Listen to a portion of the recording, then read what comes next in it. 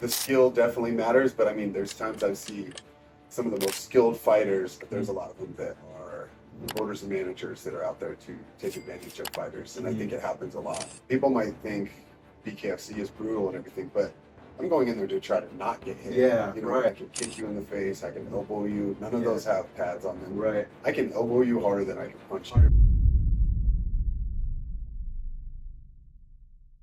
So we can just start from what you were saying. You're talking about the doctors. Yeah, over the years, like I've gotten to know enough doctors and stuff that love the sport and like helping out. So, you know, there's a few local doctors they go to the events and they just like to help out. So a lot of them have like extended the arm to help out any fighters that need it, you know, on a either cash basis or for free, which has been great because it's a huge help because getting insurance, like we were just talking about, is very hard. If you write down occupation as professional fighter, insurance companies are like, get out of my face. Exactly. So that's great having those doctors, but I've always wondered, you know, like, yeah, if I blow my knee out or anything, then we have some problems because our medical system is not the best for self-pay on that stuff. It's horrible, man. Yeah. So the going back to the policy, so we were gonna have it cover knee, ankle, shoulder, elbow, no head trauma, obviously, and anything else like What about the neck? I don't think neck was involved, but it would be if it was a fracture, like a fracture that, you know, like a Conor McGregor or Anderson Silva type fracture, it would cover that. Yeah. So I don't know if neck would fall under that category. But, you know, it was just a policy to protect fighters so that if they can't fight for at least 12 months, they literally couldn't get back into action, that this policy would pay them out 60% of their last 2 years average income. So if they averaged 100 grand a year, they would get $60,000. The reason it was 60 is because it's tax-free. So try to kind of be essentially what they would have earned after taxes anyway. That's great. Yeah. I mean, anything helps. You know, in the past, I've known guys that, I won't name them, but I've known guys that were, you know, top 10 in the UFC that, one guy specifically, he blew his knee out, tore his ACL, and as a fighter, you know, you don't get paid unless you fight. So if you get sick, any of that, they don't care. You know, the UFC will work with you a little bit if the circumstances are right. You have to pull out last minute or fight week. But other than that, you don't get paid unless you compete. Yep. And the guy that I knew, blown out his knee, had ACL surgery. So he was out, I think it ended up being a year and a half. So he ended up bartending and stuff just to make money because you got to pay the bills. You know, the bills never go on hold. Exactly. Which was sad to see years ago, and I kind of learned from that a bit, like watching him go through that. I'm like, this guy's literally top 10 in the world. It's crazy. And had to make money. You know, it's a struggle. That story that I was telling you before we started rolling, he was number 6 in the world, and he showed up with the Uber and a Lyft sticker on his car, and it was like shocking to me. Because you'd assume if you're top 10 in the world in anything, you should be a multi-millionaire, right? Yeah. Like if you're the best, whatever, like pick any sport, obviously, major sport, you're going to be set for generations. But you would expect a UFC fighter to at least have like 6, maybe 7 figures in their bank account. But I was shocked to see that they're scrounging, which kind of led me to ask fighters, why don't you guys start an association and band together? And I've got so many fighters to just kind of help me realize why it won't happen. I'm curious from your perspective why you think it hasn't happened so far. They've attempted it. One, you need somebody to lead that way. You know, I think a lot of fighters are skeptical to outside people because at the end of the day, like most promoters and stuff, you know, there's some great promoters, but there's a lot of them that are promoters and managers that are out there to take advantage of fighters. And I think it happens a lot. So there's some skepticism from fighters as far as who's this business guy coming in telling me to pay this and that. There's part of, you know, organization fees and having a union. The other side of that is, you know, I know the UFC has fought against having a fighters union. And then there's always somebody that will do it cheaper, right? So the UFC, just using them as an example, they can afford to, if the fighters went on strike, like a union strike, the UFC can afford to wait that out Yeah. longer than the fighters. do. Right. They know what you make already. Yeah. You can't sit on the sidelines forever. And then they can also find, there's a kid. Replacement. Yeah, they'll get replacements while, maybe the stars stood out, but they'll find guys that will fight and the fans will still watch. So Yeah. I think that being able to have that like collective bargaining is going to take a ton, because you got to get everybody on board. Somebody's got to lead it, and you got to make sure that these fighters stick to it. Yeah. Because at the end of the day, they're all individual personalities, and a lot of them maybe don't like each other or hate on each other and stuff. So getting them to be a team in one sense is very hard. You bring up a good point. So what I was thinking was, you're right. Like the UFC has got billions upon billions. We actually analyzed their financials in one of the podcasts that I had. The UFC antitrust lawsuit that's going on. Yep. I had the lead attorney on to kind of help me understand like how is that all going, and he helped me dissect their financials. And the UFC has a contract with ESPN that they have to put on these fight nights every week or every other week or whatever. That's their main source of kind of guaranteed income. So my thought process was, if the fighters can strike, now the UFC does probably have a bulk of money in cash to help offset some of that losses, but would ESPN cancel that contract with the UFC because now they're not putting on quality events? If they're going to have to replace a roster of 300 to 400 fighters, yeah, they can bring some kid off the street, but is the ESPN going to maintain that contract with the UFC? And if they can void that contract, now the UFC is like, fuck, now we really have to come to the negotiating table. Yeah. No, I mean, that is a good point. I think that one thing with fighting, too, is I always enjoy going to the local shows, too. I don't know if you ever go. I do, yeah. Because sometimes, like, the less skilled are more exciting. Yeah. So that's where I'm like, man, if, say, all the fighters went on strike, Dana White has his contender series and everything. True. He starts bringing in these guys that aren't part of the union, and he's like, "This is your chance to be a star. Like, go for it." That's a very these good guys point. will put on exciting enough fights for the fans, because most fans just want to see blood, and the skill definitely matters. But I mean, there's times I see some of the most skilled fighters kind of at a stalemate, and people are booing. To me, I'm like super interested in it, because I'm like, man, both of these guys are amazing. Yeah. And they can't get one up on the other. Yeah. So I like that game, because it's more intellectual and I understand what's going Right. on. But the average fan, I feel like, just wants to see blood and heads get knocked off. So who knows? I mean, it's possible. I think at the end of the day, the biggest struggle would be getting all the fighters first to agree before the UFC or Bellator or anybody can start getting their hand in to shut it down, or offering money to not join the union. And then having a leader, like, who leads that? That's so true. It's funny, Corey, who I told you has become kind of a friend, an acquaintance at this point, when he was fighting against Rob Font, I had some guests over at my house who knew nothing about fighting, but I was like, this is my friend, watch him fight. And he tore his tricep in that fight. Yeah. But it was still so impressive how he was able to control Rob with one hand. And I think only people like you, and to a lesser extent me, who kind of understands the game, can appreciate how good he is to be able to do that. Whereas a common fan was like, this, he was just laying on top for 4.5 rounds, right? Yeah. Same with like pushing up against the cage, Most people see it as like he's just leaning on him. But there is like an inner, closer battle to that. 100%. Like, you're jockeying for position, and that's actually the most tiring part to me of the sport, is like that cage wrestling. Mhm. And it's the least favorite to like the casual fan. Yeah, But there's so much like deeper things going on there. absolutely. And yeah, I'm sure you've been pushed up on the cage. And Yeah. you're like, well, this is different than it looks. Yeah, it sucks. It's so different feeling it than watching it. It's like a whole different world. Yeah, and it's just like sucks the life out of you. 100%. Yeah. So you fought for Dana, you fought for David Feldman, multiple promotions. Talk to me about how you view UFC and Dana White as a promoter, and then bare knuckle and David Feldman as a promoter. Okay. The UFC I've always had a great relationship with. I still do. They always did well by me. Mhm. As far as Dana goes, I actually love Dana as a promoter.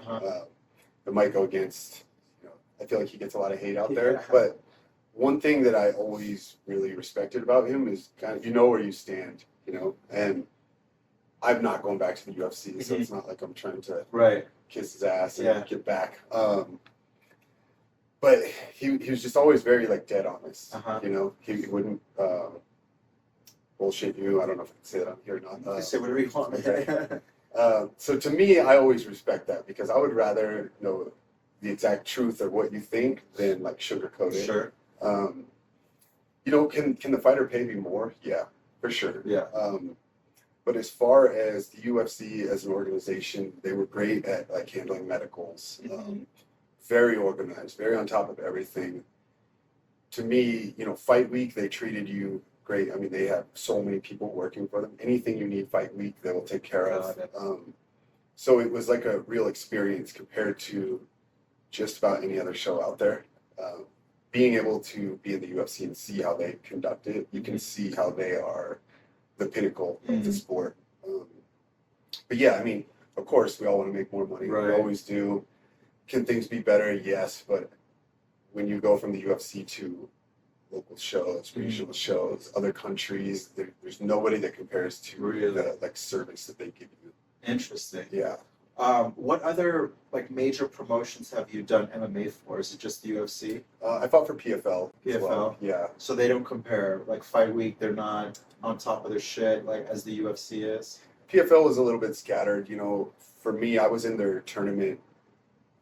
What was it? The very first tournament post-COVID. Kind of COVID was still going on, so they get a little bit of a pass there as far as like everybody was trying to figure out how to do it. So we had to quarantine in a hotel. The first fight of the tournament was 17 days in the hotel. Oh, jeez. My hotel room was like, you know, the size of this room. That's bad. I called it like luxury jail. Yeah. They would like bring you food to your door, and it was terrible food.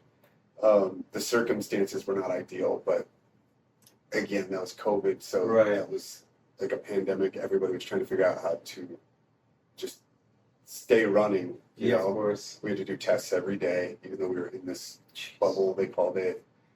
It made it difficult. And I think they were still figuring out things as a promotion too. And I would say the biggest thing that could be different between the promotions is the amount of staff the UFC has. When you go to PFL and BKFC, who I enjoy fighting for right now, they don't have the manpower. So a lot of the people are working 3 jobs. Oh, wow. So stuff gets lost in the cracks as far as organization and just staying on top of things. But BKFC, I think, is well on their way to, they've been exploding. Yeah. So I think that they're going to beef up their staff and everything. They're probably bringing in the money now to be able to grow, which I get too as a business. You know, you can't grow faster than you're making the money. Yeah, So of course. Otherwise, you won't be around. I was watching that big show. I saw your fight, obviously, but I don't know which show it was where Feldman said he put everything on the line and he was just kind of hoping for it to crush, and Conor McGregor came in. It was in Colorado, was it? Yeah, I was on that card. You were on that card. Okay, Yeah. so that was the same card. That was awesome. I think that's what put them on the map, and that's what's going to help them kind of bring in investor money and get some more talent. Yeah. I've heard some rumors about some like real big things they have coming this next really? year. So I was actually talking to Feldman on my way here. Nice. Yeah, not rumors from him, but just Yeah. throughout him and I were talking about other stuff, you know, looking at the future. And Yeah. I'm trying to do more with them. I think the sport is really cool. I think BKFC is going to be around a long time. I agree. I wish that Dana had gone in with like Feldman or something like that rather than the slap fighting. That pisses me off so much. That's the dumbest thing I've ever seen. See, like, I respect what you say about Dana, and he is a straight shooter, but for him to put all his eggs in that fucking slap, that is just trauma, brain trauma, straight up. It's all it is. Yeah. There's no skill, there's no defense. It's literally just two people slapping the shit out of each other. And I don't know who, like, I've never met anyone who really thoroughly enjoys that. Yeah, same. I mean, I've been real critical of it because that's the thing you hit on the head. I don't like it because there's no defense. I mean, I'm sure there's skill involved. I've interviewed a few of them when I had my podcast, and there are some different kind of techniques. But like, at the end of the day, the person's standing there with their hands behind their back, and you're just trading slaps. Where people might think BKFC is brutal and everything, but I'm going in there to try to not get hit. Yeah, You know, right. I still have defense. I can Exactly. move. Slip, yeah. To me, it is like natural selection. These people that are doing that, like, let them stand there and slap each other. I would never do it. I've heard the money they make, and it is. I've heard It's like almost $2,000, yeah. and these people are getting their faces ruined. You know, the eardrums are getting blown. TBIs. It's terrible. It's terrible, man. You know, going to like the bare knuckle at first, when you watch it, because of the cuts, it seems a lot more gruesome. But in my opinion, I could be wrong. I'd love to hear your thoughts on this. Because you don't have a glove, your hands aren't wrapped. You're not actually inflicting as much brain trauma. You know, it's more just superficial cuts. And you're probably in the 2-minute rounds, you're not taking as much damage, I think, other than, you know, you're getting bloodied. Yeah. But that's just superficial. What are your thoughts on like that side of BKFC? So BKFC, one thing Feldman has done that's good is they've started hiring out some of these data companies to actually get data based on like the damage, you know, brain trauma, all of that. So they have people that come do testing with us before and after fights. Again, can it be better? I'm sure, but they're at least starting the way, and they're providing that data because that's what's helped them get licensed. Is being able to show that there is less brain injuries to it because the fights are quicker.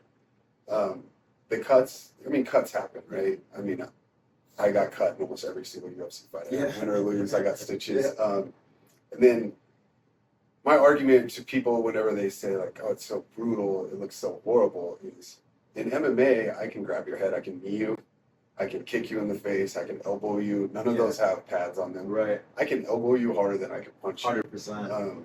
I actually was pushing. I wish BKFC would allow elbows because. Really? Yeah, I mean, why not? It's like in the clinch and everything. Yeah, that's not a bad idea. Through all upper body. Yeah. It'll change the clinch for sure. Yeah. People with like little grappling experience would dominate people who only box in the clinch, though, I would assume. Yeah, and we're seeing that in BKFC. Like the boxers, like big boxers that come over aren't doing as well because bare knuckle boxing is not boxing. There's quite a few different things to it, and boxers, when they don't work the clinch, you know, it's broken every time. They do little things, but as far as like being able to grab the head, like a half tie clinch, punches. But going back to your point, like the cuts aren't that bad. I mean, to the outside person, they see it like, oh my God. Exactly. You know, I got my last fight. I got 3 stitches up here and a couple on top of my head, but those take 4 days. Right. Take them out. There's no damage. There's been some bad ones, but there's horrible ones in MMA too. So I'll take cuts all day. Right. But as far as like concussions and brain damage, I think they're doing a good job at stopping the fights before. Right. You know, boxing, they'll let you stumble around, 100%. everything, give you 10 count or 8, whatever you want to call it, and then fight again. They call those TKOs and stuff pretty quick in the UFC, and most of them are correct calls, I think. What about your hands? Like, how much damage do your hands get after a fight? Are you conditioning them? Like, how do you prevent that from being an issue? I mean, it's always an issue. I've been fortunate so far. I mean, my hands get a little sore here and there from that last fight. Before that, I never had any issues. The 2 fights I had before that, they were quick. My wrist after the last one was a little bit sore. I was starting to wonder if I like fractured it because I couldn't punch for a while, but I didn't get it looked at because I'm like, what are they going to do for it anyway? They're like, yep, it's fractured, so don't use it, which is just what I did for a bit. Yeah. I think, I don't know if I'm a firm believer in like hand conditioning. One, I think we as humans are probably not meant to throw with that much force punches, but with BKFC, I would say it's become a game of like centimeters. You know, football is a game of inches. BKFC is like a game of centimeters because you have to land your punches correctly and like on the target. Even though you see a lot of guys go in there and swing wild, those are the guys that are shattering their hands and stuff. They're hitting the wrong part of their hand or hitting here. We focus, my gym Genesis here, we've put a ton of focus into like rotating your punches the right way. I changed the way I punch and stuff a little bit. How so? Like in an MMA fight with 4-ounce gloves versus a bare knuckle, what are some of the things that you're doing differently? So aside, with MMA, it's not just the 4-ounce glove. Also, you get to like have that tape underneath, which the tape is the most important part. Sure. The glove doesn't do that much. The glove protects your hands more than it protects the other person's face. But not having that, we had to really work accuracy. And then when I throw, I don't know if this will show up on camera, right? When I throw like my cross and stuff, I've started really like over rotating my thumb down because I'm trying to hit that middle knuckle. Because if I hit, here, it's going to break. Yeah. So even with uppercuts, like I've started throwing them, but rotating my thumb outward. I'm just trying to corkscrew that big middle knuckle. Because the closer I can hit to the center, the better. Got it. Yeah, we've had, I had a teammate who like, essentially tore his thumb off. He threw a little bit of a sloppy punch. His thumb was out. He got caught. He tore like all the tendons and everything in it. And that was his bad. Yeah. It's just you have to be like really precise, and I don't think most people realize that watching it either, because it does hurt. If I catch your elbow, if I go to throw a body shot and I hit the point of your elbow, I mean my hand is gonna go dust. Yeah. I know. I've kicked a few elbows in my day, and it sucks ass. That is the worst feeling ever, especially if your foot hits. Yeah. Yeah, it's and I think we're still learning in the sport. I'm still figuring things out. I think it's so new that people are able to come up with kind of their own style and new techniques. So as you're watching BKFC, you'll see a lot of people fighting differently. And people are still trying to like zone in on like what's the best way to go. Yeah. Which for me is super exciting because I like going into the gym and treating it like a lab, right? Like, let's try this, let's try that. Absolutely. And it's been fun. Yeah, I love the sport. I mean, at first I didn't, to be completely honest, but now I am really starting to appreciate it because the cuts don't bother me as much anymore. I know you're going to get cut, like you can just barely slice someone over with a simple jab, but that strategy, the technique, like Mike Perry, I think is the perfect fighter because he can take shots very well. Yeah, and he'll put pressure on. Eddie Alvarez was kind of swinging a little crazy, I felt like, in that first round. He was landing his jab, but in the second round, he was just swinging to try to knock him out. And if you don't, it just didn't work. Yeah. So I love it. I'm excited to see what you guys come up with in 24. Me too. I think, I'm biased, but my coach, Jake Ramos at Genesis, he's been putting a ton of like time and research into this to where he wants to start developing some of his own like mitts and stuff because holding mitts for him has been awful. I mean, his hands are getting tore up, beat up worse than ours are. Yeah. He had days where he had to like, because we had 4 guys fight on the last BKFC card here. He had days where he had to be like, look, I can't hold mitts today. Like, he was having like nerve problems in his hands and stuff because those little mitts and then barehanded, it goes straight through. Right. So yeah, I think that there's so much to it, and Colorado has always been like, I feel like one of the leaders in combat sports. Agreed. UFC 1 was here. There's so many world level fighters here with the altitude and everything that I think we're going to continue in BKFC doing that too, where we're going to start having our own style and just really pinpoint the correct technique and punches for it. Do you think BKFC will come back out here next year? I gotta think that they definitely will because they sell out every time they're here. Yeah. The one downside is that the First Bank Center is getting torn down. Really? Yeah. Why? Yeah. I believe the end of the month they start. Damn, that sucks. I think they claimed bankruptcy on the arena, which it was a great arena for because it was that mid-level arena. I think it holds about 8,000. Yeah. Where, the Ball Arena downtown was at 100,000 or something. Yeah. It's huge. And that's difficult for these promotions. Even when the UFC has gone there, they don't sell out. Yeah. So I think that BKFC is definitely gonna have to find like that mid-level arena. 5,000 to 8,000. I would love to see them go to like Magnus Arena if DU would allow it though. That would be amazing. Yeah. But like, what are the logistics around that? Do you have to get approval from the university in order to use their facility? Like, I would imagine. So I think that would be up to, DU is a pretty prestigious school too. yeah, I don't know if they want some event like, it's kind of on the outskirts of athletics at this moment. Yeah, because they have had MMA events there before. Oh, they have? Yeah, Okay. and that arena is great, and it's like pretty central to downtown. I almost like that arena better than the First Bank Center. So Interesting. I would like to see Feldman maybe get a deal with it there. That would be awesome. Yeah. I also heard, I think it was Uriah Faber talking on Helwani's podcast about how they're starting to implement college MMA programs. Like colleges are going to now have an MMA athletics program. They're going to compete against other schools. Have you heard about that? No, but I think that would be cool. Right. Yeah, they're starting it at Sacramento State. Oh, okay. And then hopefully that kind of takes off because I think that's the wave of the future, man. I mean, MMA is probably not growing as fast as BKFC just because BKFC's trajectory is so much higher, but UFC is a bigger overall sport, so I think it would be awesome to see it. I mean, although people are starting to train MMA early these days, it's before you even get to college, you can be pro. Yeah. But if you can get a scholarship and go to college, get college paid for, and keep training, I think that that's great. That would be really cool. I mean, they have these other programs, they have wrestling and other sports. I don't see why not. I think it's become so popular. And then, again, I'm probably biased, but I think that MMA, so if you take jiu-jitsu or boxing or Muay Thai, or any of those, I think are great for everybody to train, at least a little bit. Great. One, it gives you, more self-confidence. It teaches you how to move your body.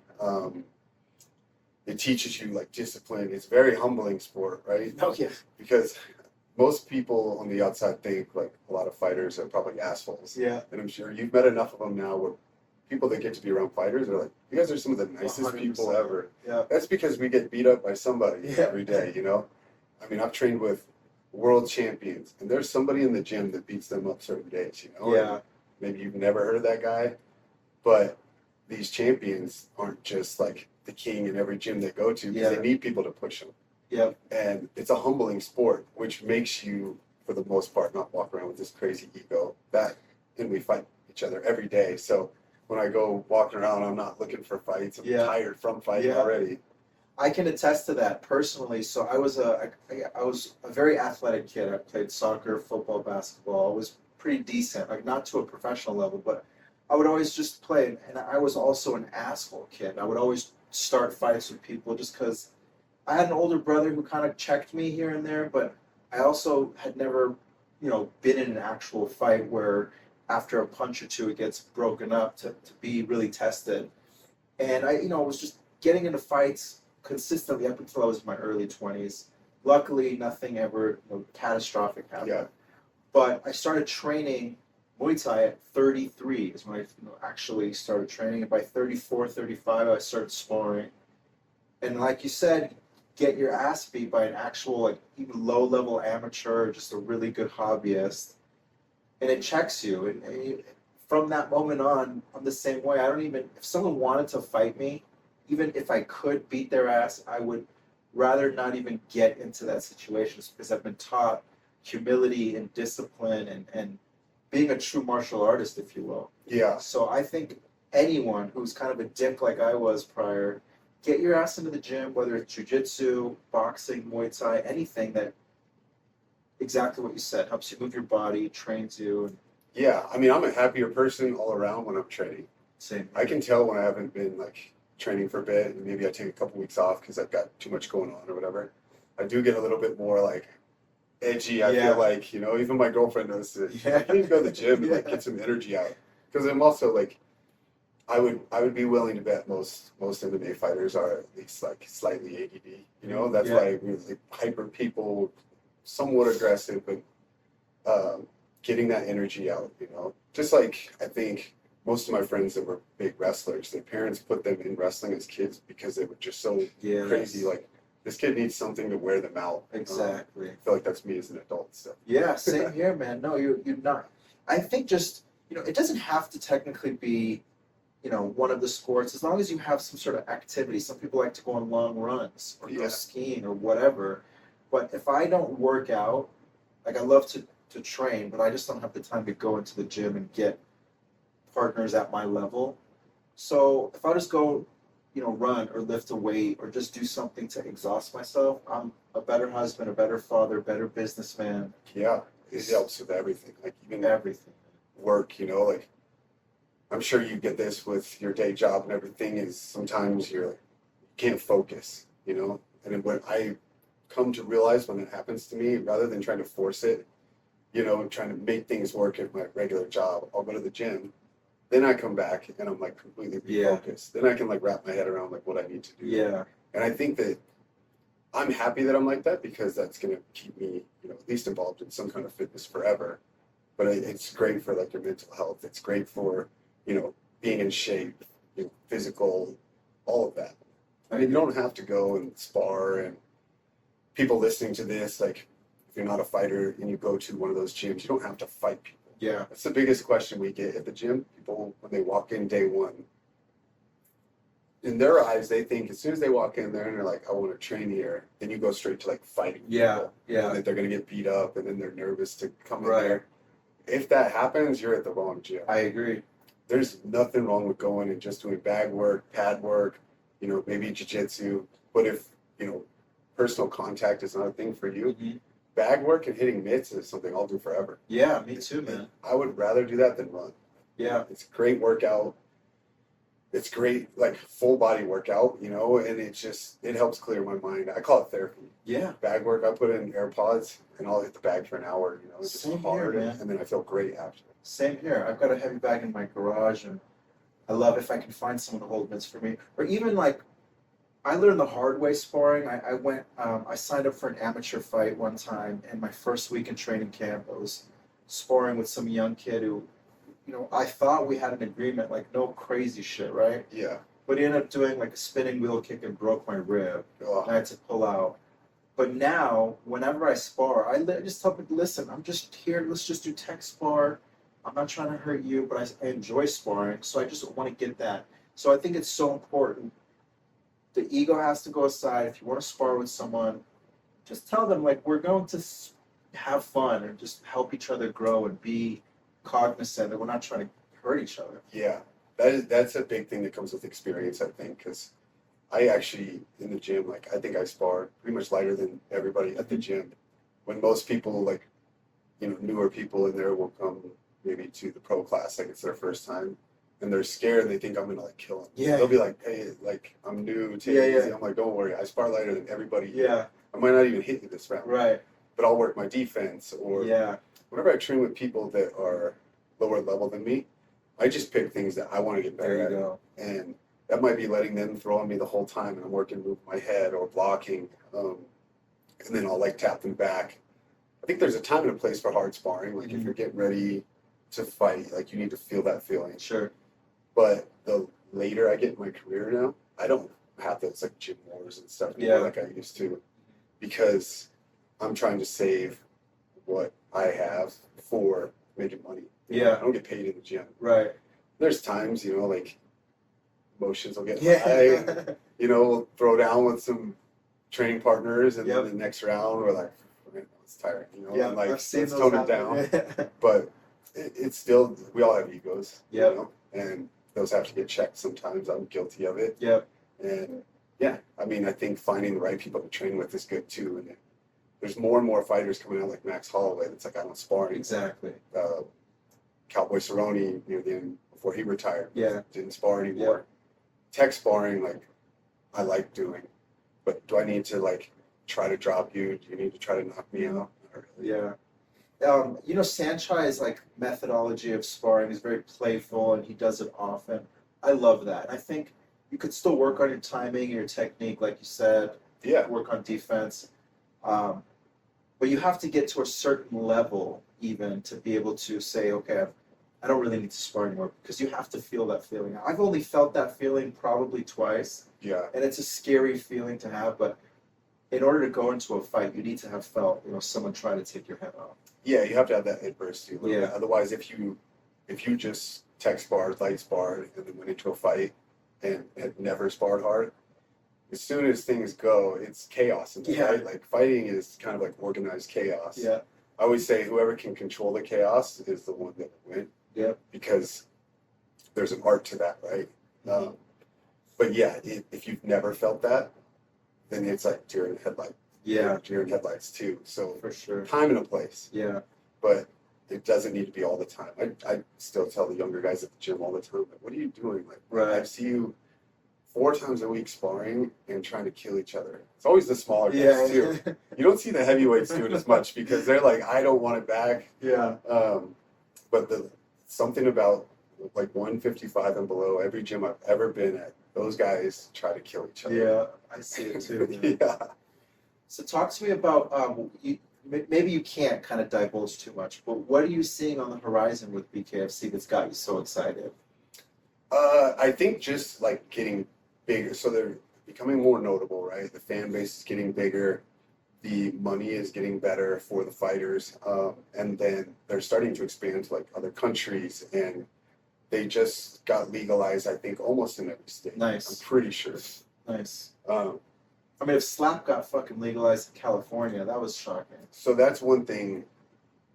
I don't know if they're legalized in California and Vegas. Okay. Now, which is crazy to me because how is slap fighting legal in Vegas? That could be, the UFC does have a very large like lobbying industry. Yep. They've kind of led the way as far as like dealing with politicians and legalization and stuff. And I think BKFC is following their model a bit from back in the day, which is great. And it's going to come. I would love to fight in Vegas for them. I don't see why not. If slap fighting is legal in Vegas, you cannot tell me that. I know, man. Bare knuckle boxing is more dangerous. Yeah. I would bet everything that it's not. I agree with you. But yeah, like you said, lobbying is very powerful. It is, yeah. Dana is very powerful. Yeah, so, but as far as on the horizon, I think that, I know they did a show in Bulgaria. They're starting to do more in Europe. They did one in Thailand. They had Sanchai and Lower Cal fight. I saw that, yeah. And those guys did bare knuckle boxing with elbows. Yeah. And knees, I think. Yeah. Just no kicks. Sanchai fucked up his thumb or something in that one too, right? Yeah, I think so. But just seeing like the expansion, they're doing a prospect series now. So, oh, really? Yeah, young up and comers, but they're having a fight with MMA gloves on. Okay. So it's still BKFC rules, okay, but not bare knuckle. That way, I think that's the key to success, honestly, for a lot of sports is being able to build people up without breaking them on the way. Very good point. So it's no different than MMA glove-wise, but it's still their rules, only hands, and then you can clinch and everything. Yeah. So it gives them the exposure to the rule set, the style, all of that, without the bare hand. Right. So things like that, I think, are really good for expansion. Nice. What are your plans for 24? How many times do you want to fight? When do you plan on fighting next? I would like to fight in, February. Okay. That's kind of what we're talking about. I have nothing set yet. I don't know where, who. Feldman told me first quarter. I said about February. Sooner than later. I'm not getting any younger, right? Yeah. So I think I'll fight for another year or two. Okay. And for me, it's these last 2 years have been great because I used to fight to live, right? Mm-hmm.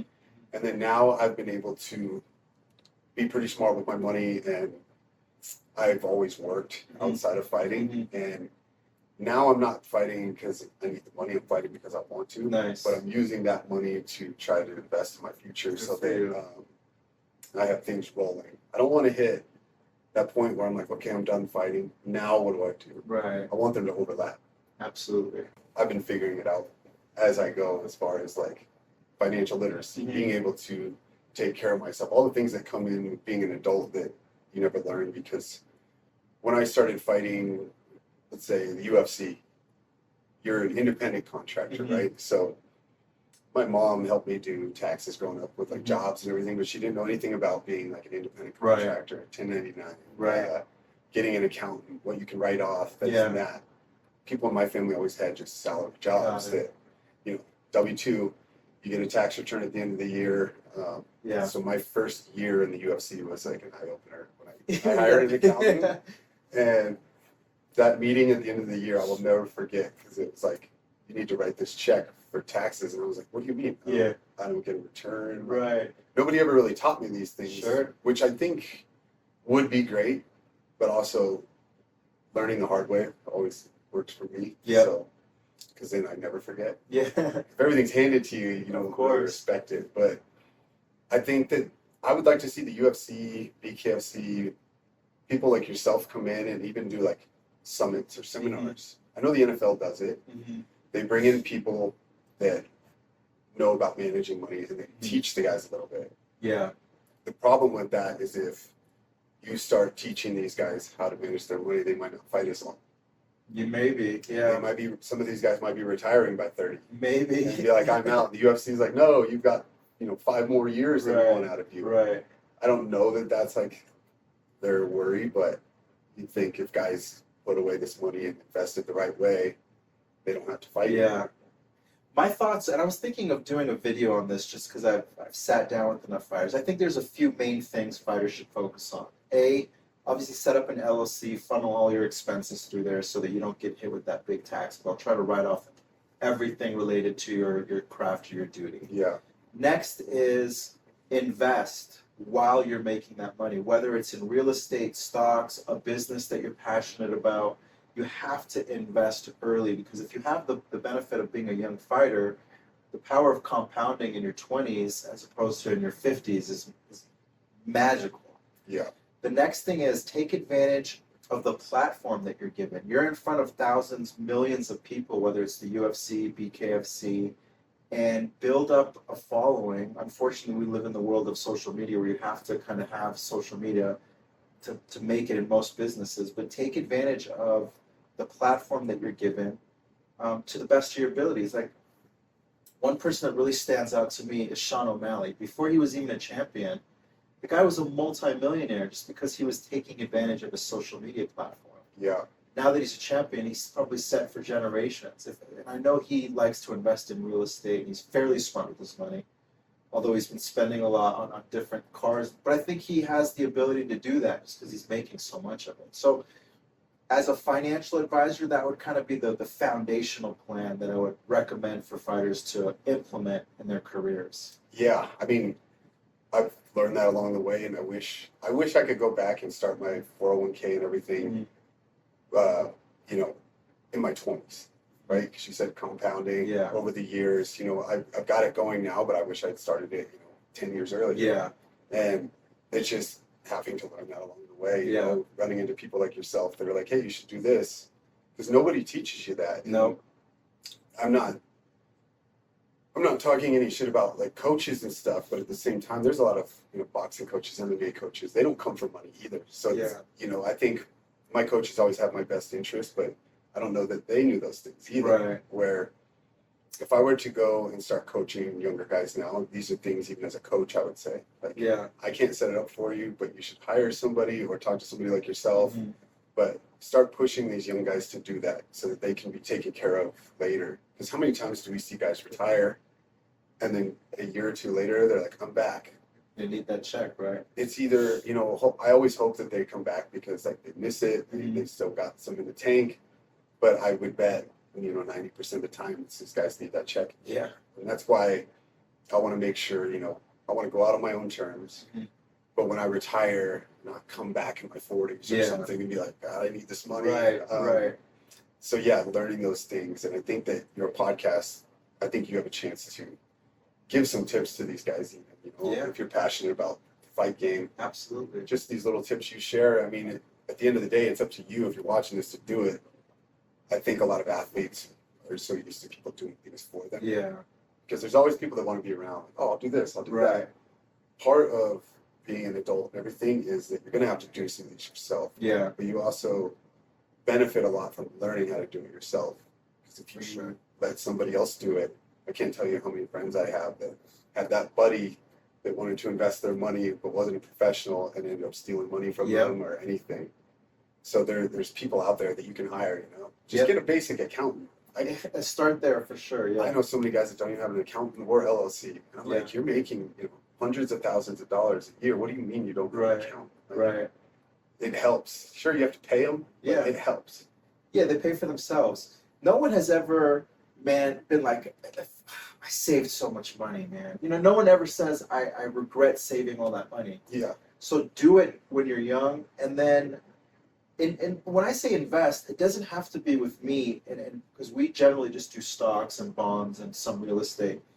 You mentioned you want to start a gym. Like I would suggest to a lot of people who have a passion of being business owners or coaches, starting a gym could be a very profitable business and a very lucrative career. I mean, it's still an investment. You're investing in a business, but whatever it is, I have a fighter, Jalen Turner, who he's passionate about animals. And I was telling him, listen, man, start like a dog training business. Do it now. You're 27 years old. You're going to be 40 one day and regret not doing that. He's like, I don't know, man. I don't know.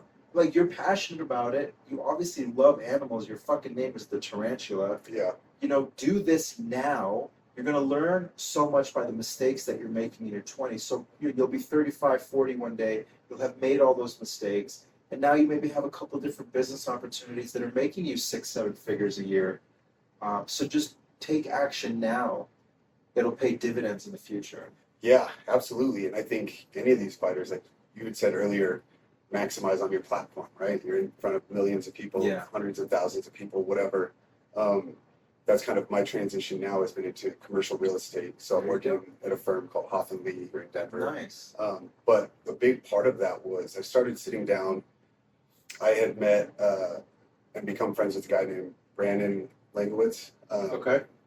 And so he was like, hey, if you're ever interested in this, let me know. I think you'd be great at it. So I started going to his office, seeing what he does, and realizing like all the contacts I've made over the year, all the business owners, all these people, because I've been very like present in Denver, you know, like I love this city. And I started realizing like, man, I can take these contacts where I can also help these people. Yeah. You know, it's not just looking to make a buck off of them. Yeah. It's like, if you need something, I can help you do that. I can negotiate deals for you now. Maybe you even sponsored me in the past. Yeah. And now you need a new office headquarters. Like, just I'm taking the contacts that I have and then using that for a career that's going to last me a lot longer. Yeah. than fighting. By the way, commercial real estate, we recommend it to a lot of our clients. Cost segregation, I'm not sure if you're familiar with that, but that is one of the best tax strategies Yeah. that you can implement. If you've got this bulk of income, you can essentially not pay any taxes if you buy a commercial property, do a cost segregation on it. Boom, you don't have to pay Uncle Sam. Because you're either going to pay Uncle Sam or you're going to pay yourself. And you might as well pay yourself, right? Yeah. And that took me a really long time to learn too. You know, I had that like broke mentality of I make money and then I just want to hold it. And then I started, you know, broadening my group or, you know, with successful people, and they were like, that money is doing nothing for your holding. Exactly. Sure, it's fun to look at your bank account. Yeah. Like, oh, I have all this money, but they're like, make your money make you money. Exactly. You know, and then there, like you said, there's things like tax advantages to owning things. Like maybe it's taking a loss, but that's fine. You're that money isn't just going to the IRS for nothing. Exactly. Even like you said, Jalen Turner, you know, even nonprofits. Yeah. There's fighters out there that have nonprofits that help them tax-wise, but then they're also able to help with something they're passionate about. Yep. I think that there's so many things that I wish I had learned, you know, 10, 15 years earlier. Yeah. But it's great to be doing it now. Yeah, you're still young, man. You still got plenty of time. It's good that you're learning these tricks of the trade. Yeah, I'm excited to see what your career of the next year or two looks like. And if you fight out here, I'll definitely come out and watch, man. Yeah, I'm gonna give it hell. You know, I love it. it's fun because, like I said, I'm not doing it because I need to anymore. Almost, I feel like it makes me better. Mm-hmm. Where I used to think like, you know, fight hungry kind of thing, but I'm doing it because I enjoy it. Yeah. So I go to the gym every day because I want to, and it's a nice relief knowing that like I want to be here. If I didn't want to be here, I don't have to. Right. You know, nothing's worse than having to do something you don't want I agree. to do. Yeah. So again, all the younger fighters out there, man, like you were saying, start investing even small bits. That doesn't mean invest in your friend's t-shirt company, because that's one thing I'll say over the years. Is people come out of the woodworks with the next greatest, best idea. And these young guys definitely get taken advantage of as far as being convinced that this is the best thing. So having somebody like you that can even look through like a business opportunity. Fighters, you know, some of the clients you have can come to you and be like, what do you think about investing in this? Of course. So having somebody that you trust that knows what they're talking about to look through before you just start giving money. Yeah, absolutely. Good advice, man.